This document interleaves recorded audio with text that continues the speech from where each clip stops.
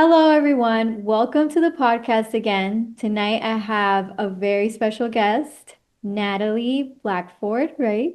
Yes. She is a sweet friend that I have on tonight. I am very excited to see what God wants to share through her story.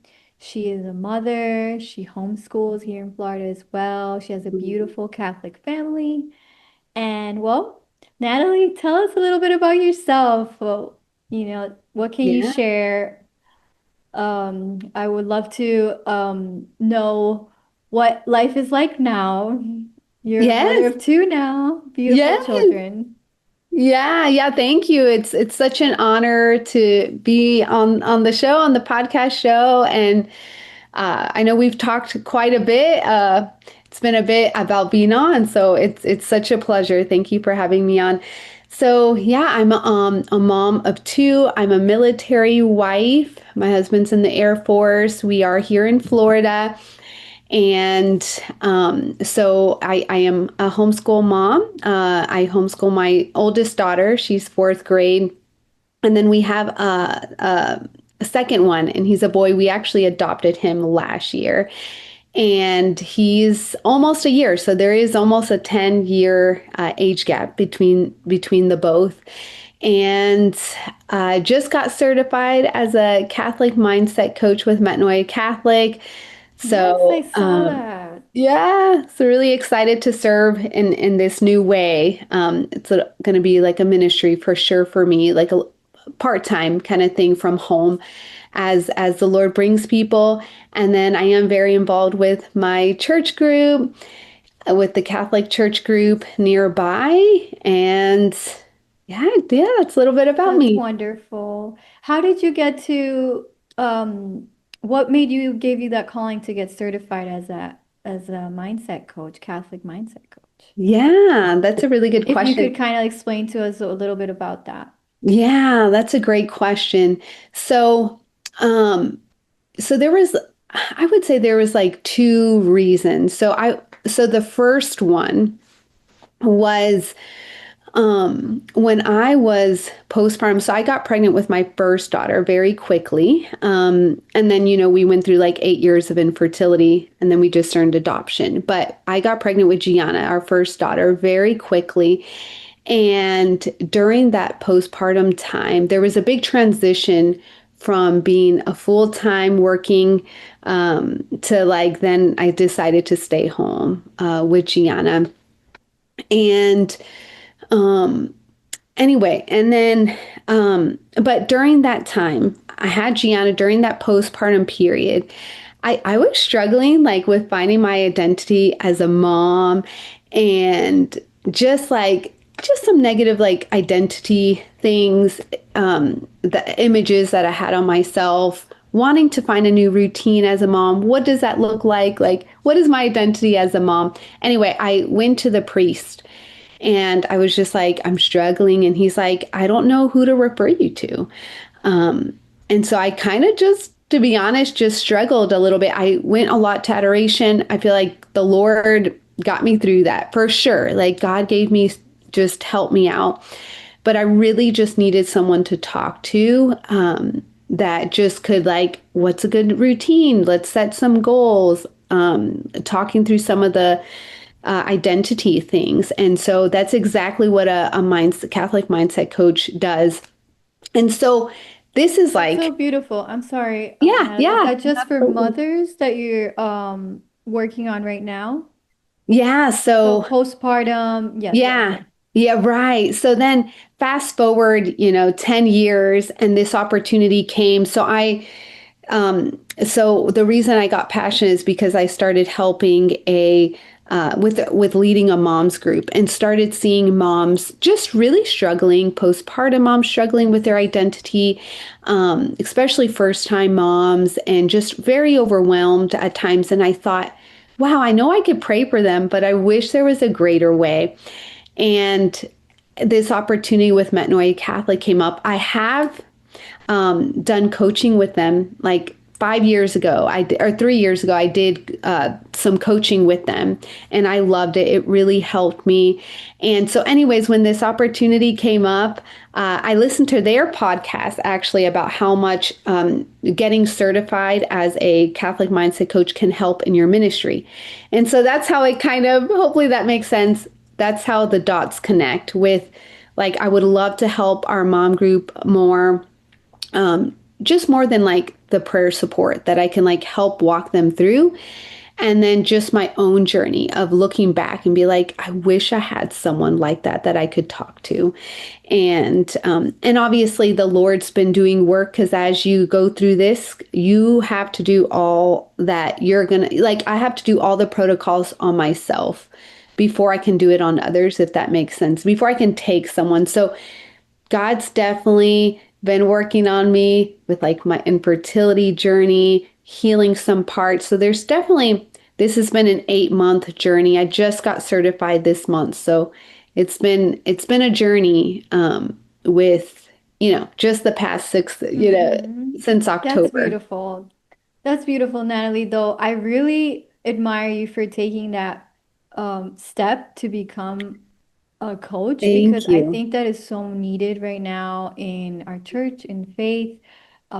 It's beautiful because you're right. There's always a need for mothers in postpartum to have these faith resources, knowing that they're called to this mission as mothers, that they can do Mm, this, that this is just a season, that they're gonna get through it, that they're the most valuable person in their home in the moment that they have a child, that this child, you're everything to them, you yes, know? right. Um, and it is probably very lonely for some mothers. Maybe they don't feel like they have that support, and that's a great way to support them. So, Yes, yeah, absolutely. And also trying to support those with infertility. So just things that have already gone through. I feel like those two demographics I'm very passionate in supporting. But yeah, yeah. And yeah, it's great. thank you, I have, Natalie. yeah, Well, I love that you mentioned infertility because we know that right now there are also many mothers struggling with, not, I'm sorry, not mothers, women struggling yeah. with infertility. I've personally have met a friends that in when we used to live in Miami and now even that have done so many you'll know that fam a woman that go to Lady of La Leche Oh yeah. or they're on a journey of infertility trying to discover why they're not getting pregnant Mm, or going through pain of the loss and maybe struggling with God in that sense. mm-hmm. And sometimes I do like wish I had the wisdom to share words. I mean, Mm, I can give a hug, I can pray for them, but yeah. there's not really like something that I have knowledge, wisdom that I can share with them in the sense of like, I wish I could do more. What more can I say? So I don't Mhm. know if you have any words that you could share with us since you've been on that journey. How Mhm. can we, can you share a little more into that journey with God? And Yeah. mhm. Yeah. So just clarify like how it's been for me, or how we can help others going through infertility. Maybe a little bit of both. Like, how has it been for you? And if you know of a friend or a mother, I mean, a woman that's going through that, how can we be more supportive? Yeah. And Yeah, so I feel like a lot of us going through infertility, I know it can feel very lonely, because there's not a lot of support within the Catholic Church, is what a lot of us find. And so there can be, I think, in the in the Catholic Church perspective, sometimes it can feel a little bit of a loneliness of like there's very rarely do you find like an infertility support group and things like that. There's like podcasts and like nationwide, but I feel like that's something to be aware that a lot of those struggling might feel lonely with just within the church of not feeling there's like a support group. So there's that. Um, I also think from my experience being Catholic, I feel like the Catholic Church does such a beautiful job And, we're very involved in the pro-life movement. We love children, big families, and I love that. And I feel like a lot of couples are most of the time excited, open to life, We get that marriage preparation, So I feel like just being Catholic, you see that. But I know for me, my husband and I always talked about having 4 children. I was one of three. So you go into marriage like, I'm so excited to have our 4 children. Never, ever did I think I'd go through infertility.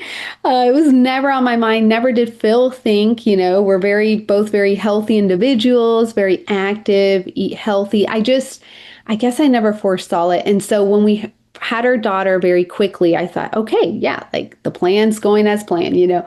And then when we had that 7 year, 8 year, then I thought, okay. And started working with the NFP teacher for a while. And yeah, I think after that 3rd year, it's like, this is really hard. I think the first 2, you're hopeful and it's like, okay, we're trying different things.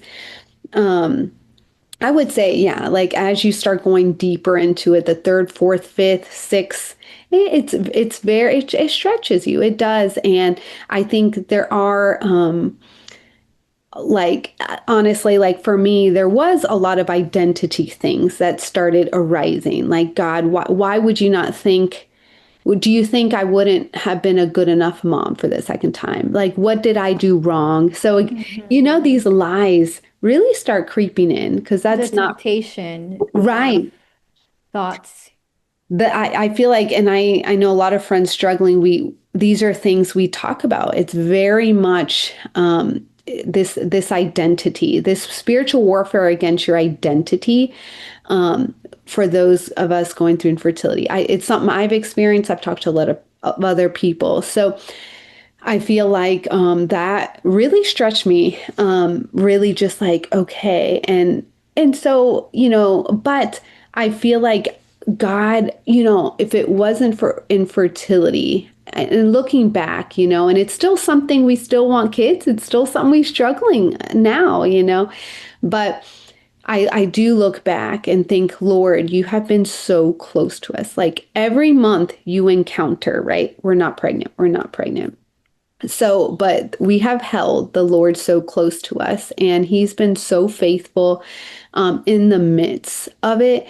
But I feel like the pain of wanting to expand your family is just so present because it's like a good desire we have. It's a good desire my husband and I have to expand. And when that doesn't come, it's really hard. Yeah, it's I can very hard. imagine.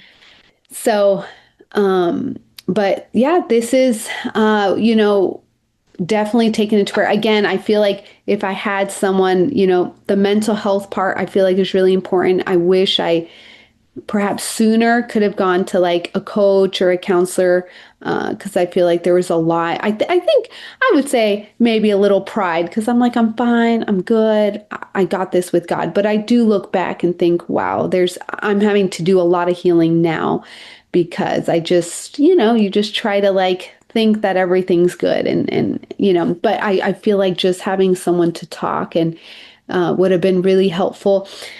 But now I think with the skills that I know, I'm very more discerning God's voice versus the enemy's voice. But yeah, so yeah, those have been kind of just being real. Those has been my Mhm. struggles with it.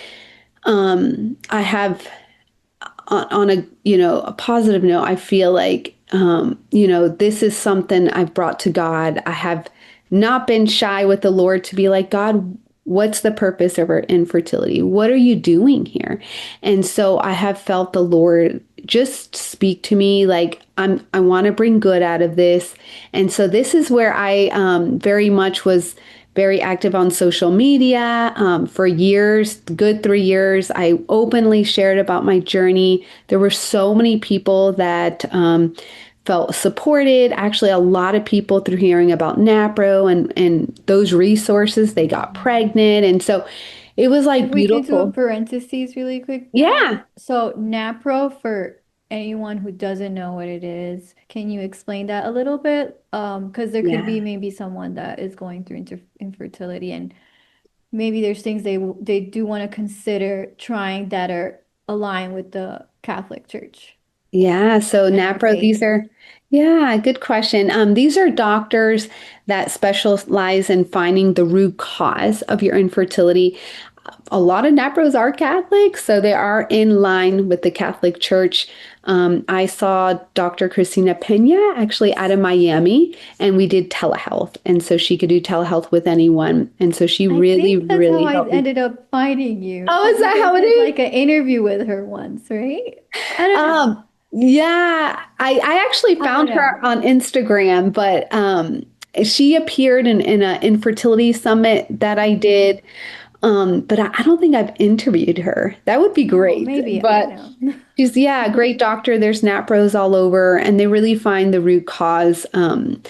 And yeah, I mean, I think, we focus so much on me for 3, 4 years. And I'm like, but, a majority of the reason why we can't get pregnant is we found some more stuff on Phil's side, and so but we didn't look into Phil, my husband's side, until like 4 years later. And I think, wow, like it takes two. It's really important to look into both. And so that's something I Wow. look back and wish perhaps we could have looked into more. But yeah, but thankful for doctors like them. And Springs of the Desert is a podcast and infertility support group that is Catholic and have found tremendous support. They do support groups, so they have been so helpful. And I feel like honestly, in this journey, I have realized that you know, you are a family as soon as you get married.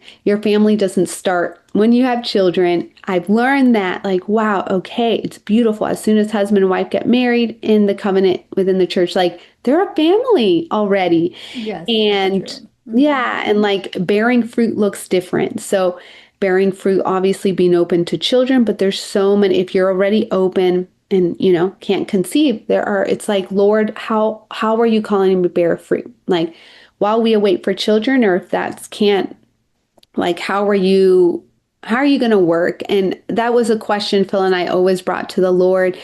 And I just like went all for it. I'm like, I can't just sit around in the house and cry. I've really got to break out of this and like have hope and trust that God's going to work for good. And I do. I see, even, you have pain, but I didn't allow myself to stay there. It's okay to grieve, but it's like I gave myself a few minutes, whatever amount of time each month, but I went forth and like, God, what do you have? You have a special plan. Launch me off. Like, let's go. And this is where I started, like mom's group. I had so much time to give to the church and others. And yeah, and eventually, we discerned adoption, and that has been And how did that everything. journey start? Like, I know there must have been like, this has been a whole journey, right? Because you said there was Yeah. a gap in between your second son Mm. and your daughter. And you said that's 10 years, right? Is that more Yeah. than 10 years? 10 year. Okay. So it's been like quite a journey till you Yeah. get to your son that now you're adopted. And so how did it get there? Like, what a Yeah. gift. That's Yeah. beautiful. Like I lately adoption has been something like I've been like just admiring Oh, Lord the God's so work. sweet. Yes. Because also I know I have a friend my a friend with in our my daughter's ballet class that we saw that she does foster work. Mm. She has a foster family. Oh, that's so And beautiful. just this week, we saw her receive a little baby. And I was like, Ooh. oh my God. And, and she, she shared that she doesn't know how long she's going to have her. But like, and there was another one she had that she was her adopted daughter. So I was like, this is Oh, just such a beautiful calling. yes. Like, I, It I don't know. is. I was just so like touched by the Lord by just looking at her. Mhm. So if you could share a little bit of this beautiful calling that God has now given you guys. Yeah, yeah, thank you. So it is a calling. We did start with something called Safe Families, and it's something that you can help care for mothers who usually are homeless for just a little bit of time while they get a job. And you don't get paid for anything, but I believe it's a nonprofit, but they have safe families all over. So we started there because we're like, are we feeling called to foster or adopt? And, um, and so that helped us out because we found out after a bit that it was really hard to let go when you go through infertility and you have to say bye to the children. That's It what was I very, heard. yeah, it was hard. It was like, I don't know if we could keep doing this. It's really hard for us, especially with wanting a child forever, like your forever, like having a forever home, So, but it was really good because we were able to discern very quickly. Okay, we don't feel like we're really called to foster. Beautiful calling, but for our family, it just.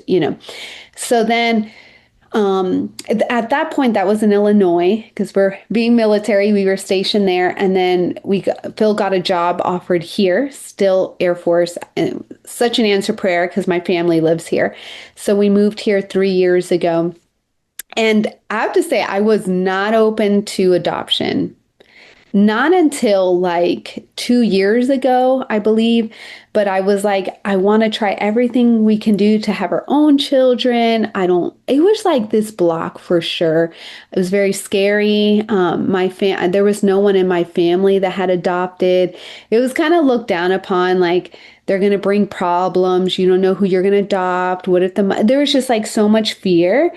And I had some friends that adopted, but there was a lot of fear going into it. So Phil, this was like, let's see, we adopted Sebastian 20. So this was 2 years ago, and Phil was deployed. And I said, Phil, while you're deployed, I'm just going to pray about adoption again. And this whole time, my husband was open to adoption. He was praying for me. And Phil deploys in March of 2024.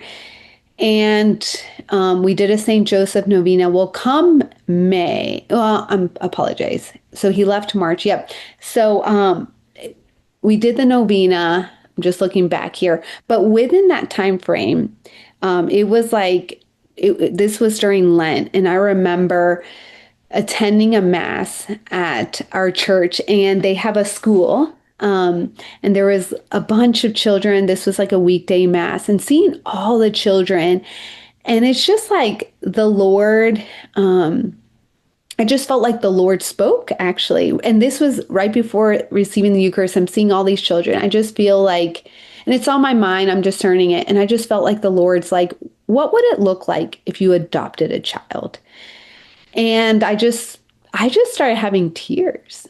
And I was like, oh, okay.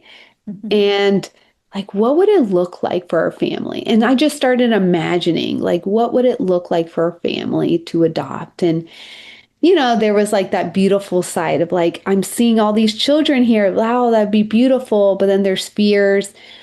Anyways, 2 months later, I'm like, set. I'm like, just like, Phil, we're called to adopt. Like, it was this major shift.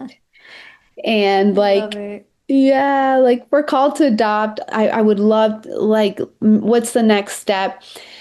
And God just connected us to the right people. We found an agency, South Florida, called Hearts of Adoption, and great agency to work with. And Phil got back in October.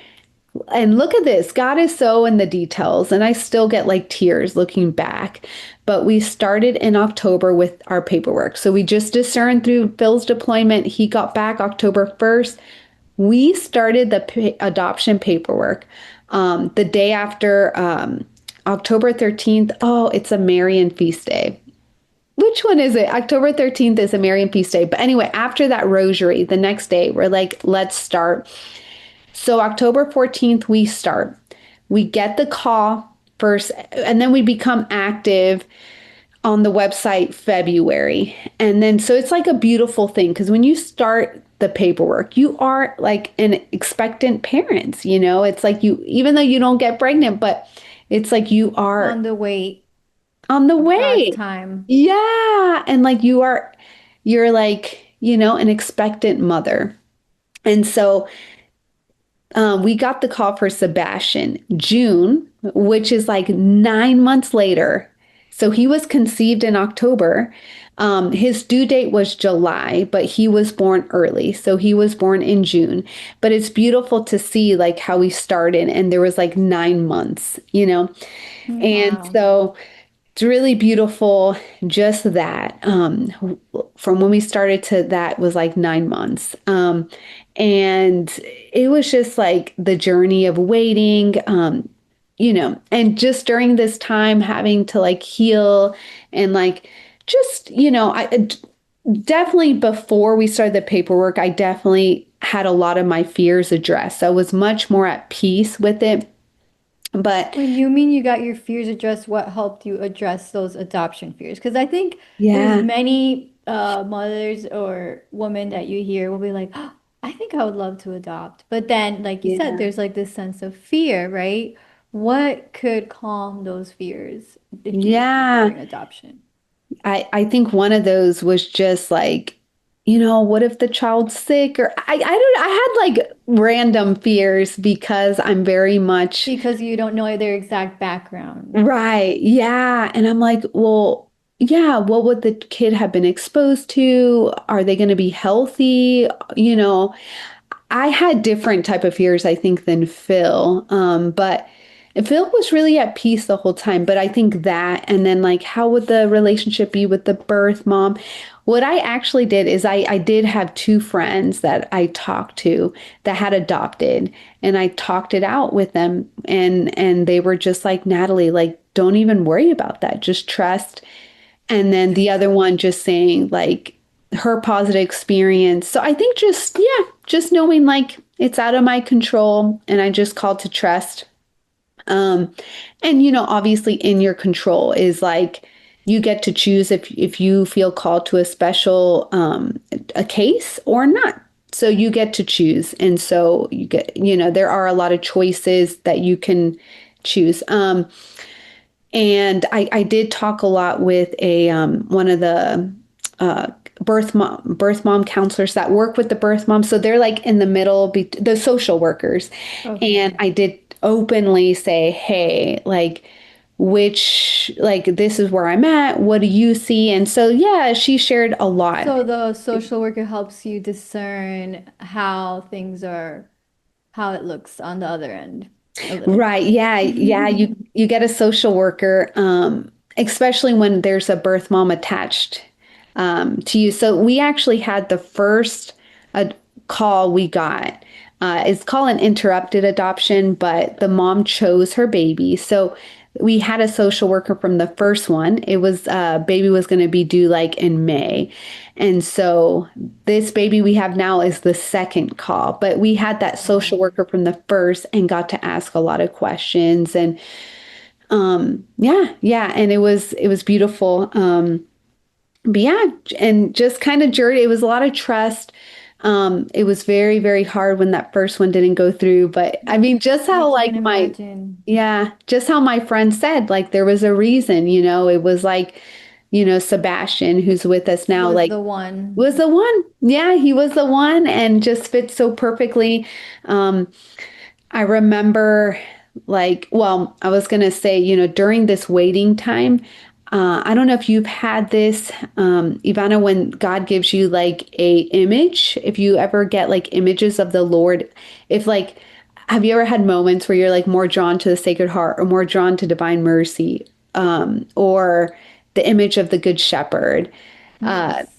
do you Mhm. have, okay, there's I feel like, like that with the Divine Mercy a oh, lot. divine, like Mhm. really like, yeah, okay. That's good. I'm not the only one. But there's seasons where I'm like very attached, like a specific image of our Lord. And this is like during this adoption, it was like the Sacred Heart of Jesus. And I would like pull it up on my phone when I would just start worrying about something or just like really hard to wait. I'd like pull up the image of Sacred Heart and instantly have peace. Like the fear would go away. And we have an image of the Sacred Heart, and we started setting up for the baby. So I put the little dresser and I put the image of the Sacred Heart on the dresser. And I would just look at it. It was like where were going to change his diaper, like that type. So I put it there and it just gave me comfort. Like we don't have a baby yet, but Sacred Heart image is there and there's like a comfort. Well, fast forward, and it's No. so beautiful because, our baby boy was born on the month of the Sacred Heart. He was born on the feast of Corpus Christi, and I have to tell you, they actually scheduled a baby shower for the first one on the day he was born, and they had to cancel because that didn't go through, right? And we hadn't gotten the call for him until 4 days later, 3 or 4 days. So it's a very sad time, like that Sunday when I was supposed to have this baby shower and it was canceled. I remember like Oh, how quiet it was. We went to church and it was just like, I think I was crying. Like I'm trying to remember. It's so joyful now but I'm pretty sure I was just, and I know it was a really sad time. But it's like God knew, like he was born on that day. And wow. we wouldn't have known until like 3 days later. And then, yeah, just the image of the Sacred Heart has been so powerful, like in this baby, in our baby boy's journey. And even though, it was kind of, I guess like a rough start for him, but God like redeems and he still has like, it gives me tears thinking like, that it's not our own children that God has this beautiful plan. It's not only our own. Like God cares about every child and how he has redeemed, like brought redemption with Sebastian's. And still his story is beautiful with, Wow. the Sacred Heart in there. And he was baptized in the Sacred Heart Church. It was not intentional. Oh my God, that's so But sweet. it's where the godparents were. We were on vacation and like it was on the Sacred Heart, and like my parents, our family met him on the Feast of the Sacred Heart. So it's just that image, the Lord has been with him, and he has just a beautiful start, even though it was a little bit rough, but like just like God cares, about his story and too. And we have a beautiful relationship with his birth mom. And she's messaged me. I've never met her in person, but she has messaged me like, So like, there's an ability to connect still with the mother of the baby. yeah, depending on That's the agency. okay. Yeah. Okay. And if both sides agree to it, I'm guessing, right? Yeah. Some agencies do require that you are open. Yeah. No matter Okay. what, that you'll always be open. This agency gives you freedom to like however involved you want to be. But I know some agency you do sign, like you have to do visits every year. But this one's like open. All you had to do is like share pictures for the first year, and that was it. And whether you video call them or that's up to you both. But yeah, so Okay. we shared pictures. We're connected via a website. Um, yeah, and so I've heard from That's her beautiful. via the website, and she told the counselor, the social worker, like, God bless them. I'm so thankful he's in a safe, happy place. And it's beautiful to know, like, she chose us. This second time, it was something called a stork drop. So we got the call. It's when a mom is unsure and she chooses adoption right after she gives birth. And then they call the people that she chose right there, and you have to Wow. show up as soon as possible. And so that is what we did. It was called stork drop. Yeah. And so in Florida, they have 2 days to decide if they want to adopt. After they give birth, they have 2 days. And after the second day, they can't go back and be like, oh, I changed my mind. It's kind of set. Not kind of, but it is set after the second day. Hmm. If they choose, then it's set. And after the 2 days, she felt like she, just didn't have the resources to care, unfortunately, and wanted him in a safe place. And I just forever am thankful for her. She's Mm. so strong. And yeah, this is the first time I've like talked about this. I get Oh, tears, I'm but like wanting to yeah. cry with you. Oh, And yeah, thank you it's so so much for beautiful. sharing Yeah. because I know it's not easy to share this information. Oh, yeah, But absolutely. I Thank you really for hope listening. that the Lord, if anyone listens in, like can like, you know, use this for his glory. Yeah, Um, amen. and I know that I, I don't know. I don't know what it's like to be in that situation, but sometimes like I'm like, wow, I see adoption as such a beautiful thing. Like there's so many children right now in the world you think that don't have a family or a safe home. And Hmm. I'm like, wow, like it's what a gift to give a soul, you know? Yes, it's Like you're such a doing the gift. same thing. You're doing the same Yeah, thing. You're doing God's holy work. You're thank raising them you. to go to heaven. You Yeah, know, like that soul is God's child right. needing his mother's, nurture, love, Yeah. needing Yes, you to exactly. just teach him about the Lord and the kingdom with, Yeah, So I just think it's so all a true. part of his plan. Yeah.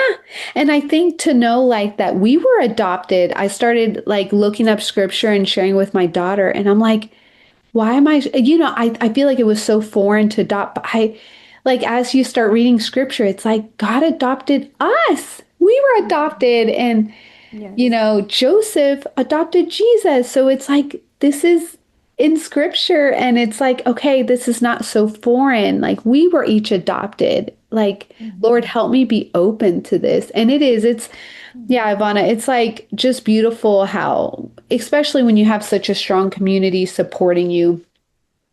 Just anything's possible when we have good family, good support, and Yes. everyone just came on in and it's like all the things I was worried about, like what's what's he gonna drink? Like what kind of formula? I Mhm. breastfed with my daughter. Like what formula? Well, What nowadays way? there's so many good organic formulas that, Yeah, coming out and we things had with less someone. chemicals and all I that got a message and she's like from our homeschool co-op and she's like, Natalie, there's a girl in our group, her sister overproduces and she doesn't know what to do with it. She doesn't want to do the NICU because there's so much paperwork. She just wants to give it to someone in need for their baby.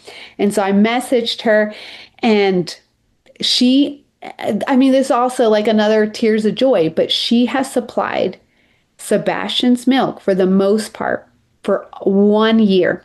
That's Like, amazing. yes, yes, there's been some times where it's been just formula, but it's There are like, some moms that are gifted it's a like blessing. that. Yeah. And I'm like, Lord, like, man, that was something that was so hard for me to let go. Like, I can't breastfeed, he can't. But I feel like God knows your desires. And Mhm. I think when we surrender them, and it's like, God, I was okay with formula. I'm not against it. But it's like, yeah, God knows your desires. He knows those little details. I'm like, God, this means so much to me. Like, thank you. And being open and sharing with our friends and family, the word goes around.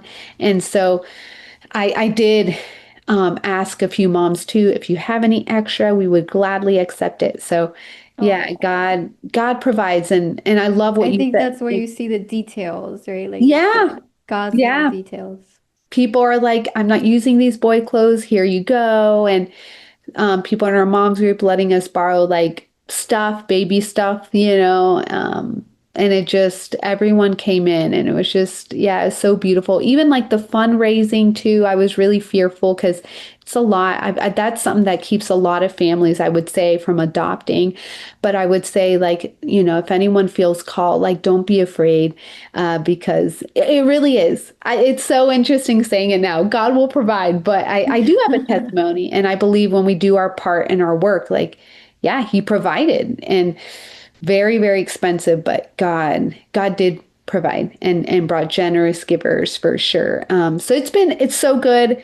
Honestly, Praise be to God. yeah, I'm like, yeah, yeah. I have So a friend, actually, in my when we used to live in Miami, like one of my husband's best friend's wife. She was adopted. I had no idea. Like one day we were just Oh, talking. She's like, "Yeah, really? I was adopted." I was like, "What?" And How she's did like, I not "Yeah." know? And she's like, "Me and my sister." And I was like, "Really?" And she's like, "Yeah." And I was like, "Well, I love my that's my mom." She's like, "I love my mom. That's Oh, like."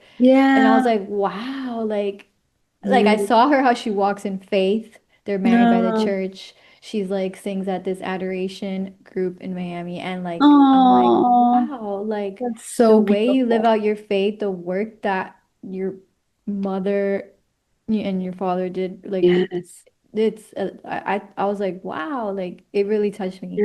So Yeah. it's like you Oh, really that's can beautiful. impact, you have so much, you have a Yeah. full mission ahead of you.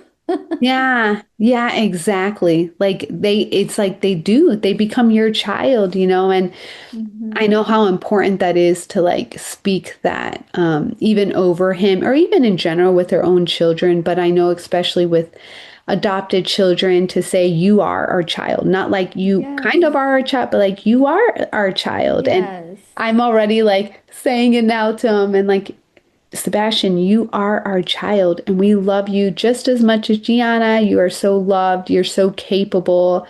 God has such a plan. We're so honored to be your parents and just like speaking that life. That's beautiful. Yeah, and not anticipating any trauma before it's shown. And so it's just Mhm. kind of like it's a lot of surrender. Yeah, for sure. And just yeah, it's beautiful. Second time around, and as you probably know, it's like the first time is always is the hardest to be a mom. It's just like I don't know what I'm doing. It's always The it's second time has been so always good. new. Like there's always Yeah, so much to learn and right. every There's so child much. is its own world. So, Yes. and boys are a whole other world. Like they're just Yes. something completely I different than know. girls. Like I they're know. just you're they just Yeah. make you run around a lot more.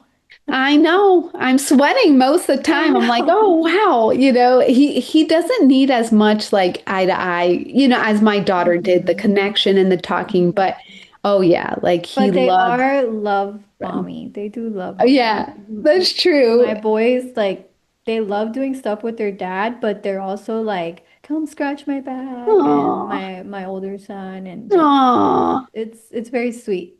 A boy will always They love look their out mom. for their mom. Yeah, I see my daughter already like to her dad, loves dad, wants the attention of dad. Like if she wants anything personal, but it's beautiful to see that daughter and they need that dad's like approval and like I love my dad too, but it's the like just like the Mhm. yeah, with the boy and mom. My husband loves his mom, my dad loves his mom, and it's like oh, I love that. Like, it's just, I'm excited to see that bond and it's an honor. Well, I I'm gonna just, be praying for your yeah. journey, Yeah, Natalie, thank you. Thank you so and much. I hope that you inspire many other women with Yes. your story. Yes, I All hope right, so. Natalie. So, all right, where can we find you if we need some Catholic mindset coaching? Yeah. And is there anything else, that, that you would like to share if a mom's struggling with infertility or considering Mm. adopting? Yeah. What would you like to, if there's any other little thing that you would like to add on? Yeah. Oh, Yeah. and where can we find you? Yeah. Yeah. Great questions. I would say if anyone is struggling with infertility, I feel the biggest thing that I could say is just finding that support group and just knowing that like you're not alone and being able to find like how I said like the desert has been such a blessing. They are on podcasts and on Instagram. I know the owner really well and it was just like so good and very inspiring, encouraging to see other people being fruitful in other ways. And I would say also, with now I know this, but with infertility, always like if there is even like a little chance that you guys can be pregnant, like I know for Phil and I, they said, there's a very small chance, but it's possible. But I would say like don't ever give up hope, and like there's a lot of like spiritual warfare, and so just there's yeah, a lot of prayer, but then it's like just being aware of what you're speaking, over it. If is it being aware of like, what am I thinking about my fertility and my husband's fertility? Does it align with what God is saying? And it's something I'm currently working on, trying to like, Lord, I believe like you can restore Phil's fertility. I believe that we can, all things are possible with All you. miracles are possible with Oh, God. yeah. And so really speaking life into it. And then something I've been also doing is just renouncing because I think I struggle a lot with like being open and speaking life, but then over like thinking like, are we going to get pregnant? Like now I'm back because we want to welcome another child again, and maybe next Amen. year, anytime really. And so I'm always open to conceiving naturally, but it's something that now being really open to it, like I had actually a Catholic coach say, like renouncing the spirit of obsession. So if I start like, am I pregnant this month? What if I don't get like again? Um, Hold on, Natalie. I'm yes, sorry. yes, My daughter just walked in. yes, yeah, no worries. I don't know. My husband probably got distracted and she slipped in. Okay. Oh, oh, no, I Um, understand. I'm sorry for the interruption once again. Natalie, so you were saying, Yes. Yeah. So just, anytime those thoughts of just, questions of the future, if we're ever going to get pregnant, if that's ever going to happen again, or because it could be just, I mean, the fertility journey can be up till 45, right? So I think it's just easy for those thoughts. To come in. So yeah, renouncing the spirit of obsession, I would say, has been super powerful for me recently because I just heard about this from a Catholic coach and Metanoia Catholic in my community. Yeah, so I share that. okay. As far as where people can find me, I'm on Instagram, Natalie underscore M as in Mary underscore Leslie. And Are so you taking coaching now or yeah, I how am. can they, how does the process work? Yeah, with coaching clients. Mhm. Yeah. Yeah. So I am taking new clients, so they could reach me via Instagram or email. Um, those are like the two best ways to get in touch with Okay. me, like just sending me a message via Instagram or email. And I am taking clients, anyone struggling with infertility that needs someone to talk through, or if you're an overwhelmed mom with littles or postpartum, I would love to chat. The discovery calls are free. So just to see if we're a good fit, it's free. So happy to chat with you and just see if we're a good fit and see how I can help you. That's awesome, Natalie. Thank you. That's so kind of you to offer that free Yes. consultation. All right. Well, thank you so much, everyone. I was so happy to have on Natalie and her story, and I hope that it blesses anyone who listened in. We'll see you guys next time. Thank Yes. you. Thank you. It's a pleasure. Thank you, Natalie. Yes, absolutely. Bye bye.